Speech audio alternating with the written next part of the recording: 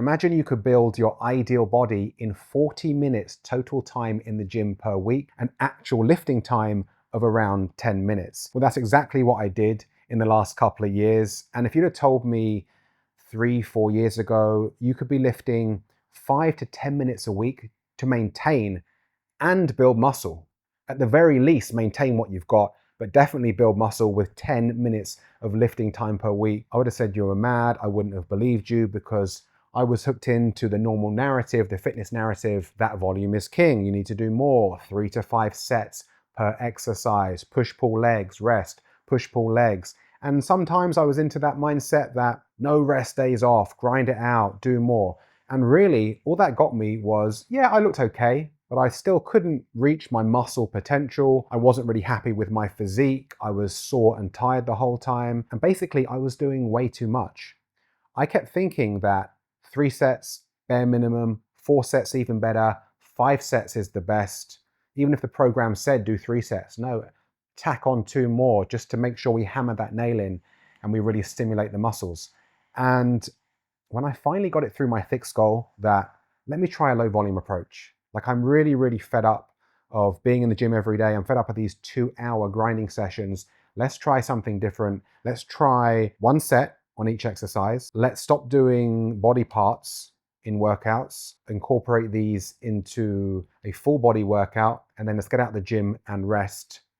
Because I was open-minded and I was willing to try it, I started doing it.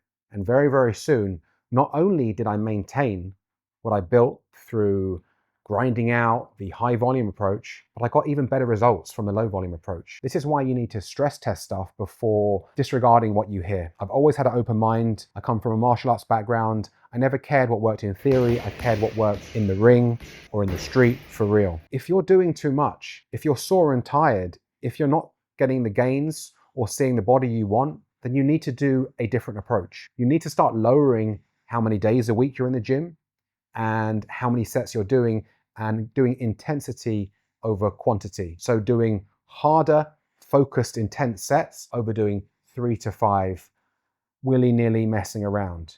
And even if you tell me, no, I go to failure in all of my 3 sets, or I go to failure in all of my 5 sets, I don't care what you say. On a subconscious level, if you've got 1 set or a couple of sets to get that done, or you've got 5 sets, when you're doing the 5 sets, you're thinking, oh God, on your first set, I've got 4 more of these to do. I can't blow my wad on this 1 set. On the second set, they're saying, yeah, I'm going hard, but I've got another 3 sets to do. You're never going all in because you're trying to save yourself for the later sets. And in fact, those later sets are completely unnecessary. If you hit that muscle hard in 1 set, you'll provide the stimulus that the muscle needs. You'll provide the proper damage that it needs to grow.